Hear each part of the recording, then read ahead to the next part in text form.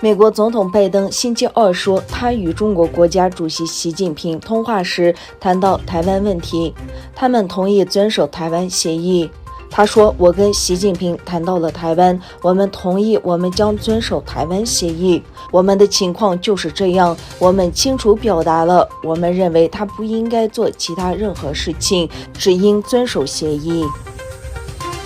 北约秘书长延斯·斯托尔滕贝格警告法国总统马克龙说，欧洲的国防独立努力将削弱北大西洋公约组织并瓦解欧洲。欧洲联盟峰会就欧盟防卫外交以及与美国的关系辩论正在进行中，而法国总统马克龙为欧洲决定加强其相对于美国的军事自主权而奋斗。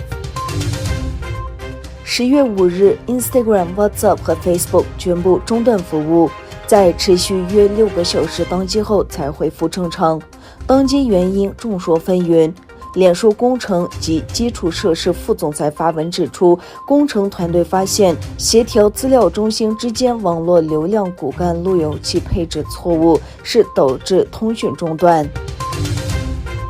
据中国媒体报道，中国内地正面临一场重大的电力危机。中国当局表示，为最大程度保障全国电力供应，东突厥省今年持续加大电力外送规模，特别是第3季度。英国首相鲍里斯·约翰逊表示，与美国和澳大利亚签署的新安全合作协议是英国可以在欧盟之外做些什么的一个重要例子。美国国家航空航天局将发射航天器与一颗靠近地球轨道的小行星相撞，以保护世界免受天体的伤害。韩国军方宣布计划加强其针对朝鲜核导弹威胁的威慑。据韩联社报道，韩国总参谋部在其年度议会监督报告中指出，首尔提高了其进攻和导弹防御能力。